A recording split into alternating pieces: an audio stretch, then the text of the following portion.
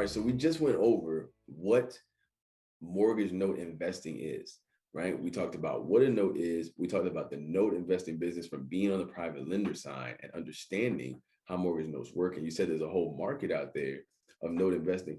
What would you say is a good note, right? If you were gonna buy one, or if you were gonna try and start one, what would you say is a good structure? Obviously, I know we talked earlier about notes from the lending side, I mean from the borrowing side, with LTV, with collateral, with first position, and it being a good deal. But specifically, when it comes to a note, what is a good note? Yeah, good question. That's a lot of the same elements. So really, I'd say the first thing is it in your backyard? It's kind of sketchy if you're lending 4 states away, because if they stop making payments, you got to coordinate with contractors, attorneys, drive there to deal with the deal. So I'd say get to know your backyard, be a backyard banker, a backyard lender in a way of knowing the market, where you live, and seeing what opportunities are there, because you're going to have your most knowledge, and knowledge. Ignorance is your greatest cost in investing. So the more knowledge you have, the more you lower your risk. So I'd say look in your backyard where you know the market. Look for first position opportunities where the property has no other notes against it, but it's free and clear. Or maybe you're lending someone money to buy a property. So at closing, your notes in first position, which means you have the right to take it back if they don't make their payments back to you. I would just be aware that in some states, this is more of an advanced element, but some states are mortgage law states, versus other states use deeds of trust. We've talked about that. And the difference there is deed of trust go through a non-judicial, it goes outside the court system. Mortgages go through the court system, and the courts can get really backed up time-wise. So you might be in a state, if it's a mortgage law state with a judicial foreclosure process, if you have to go foreclose and take back that property, if your county's backlogged, it might be 2 years until you get your property back. So you got to really make sure you do your due diligence to know.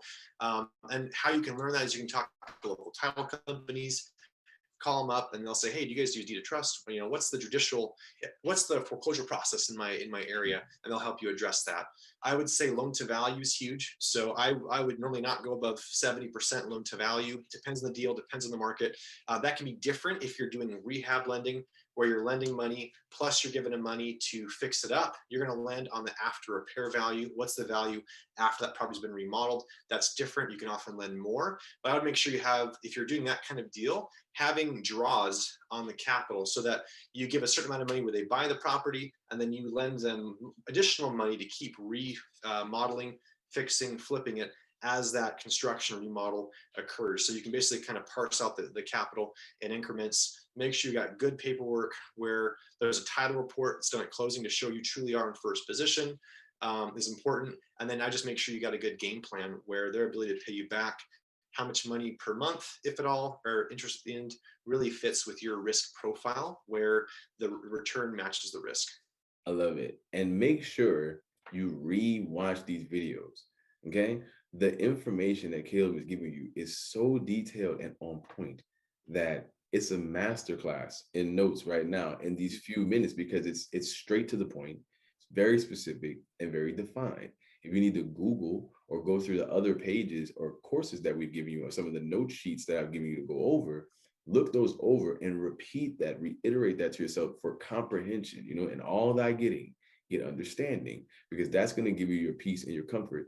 But you're going to be able to move through the elements of real estate to where you reach this level, or even if you start at notes, because some people even start at notes, but having an understanding of what you're doing comes from repetition. We had to repeat this information over and over and over again. Caleb said he started when he was 12. You know what I mean? That's a lot of reiteration to be able to explain this to you in such an easy, concise way.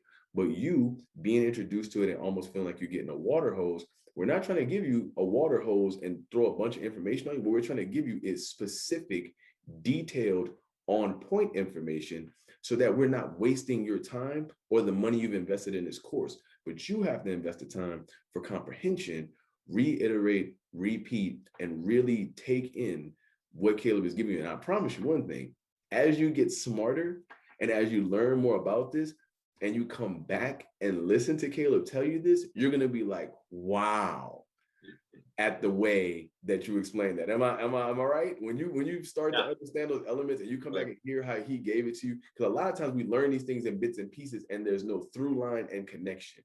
And the way you've connected this information and even this line of courses where you've been our guest is very streamlined and connected so you comprehend. And so I'm just very grateful to you for that. And I thank you, thank you, thank you.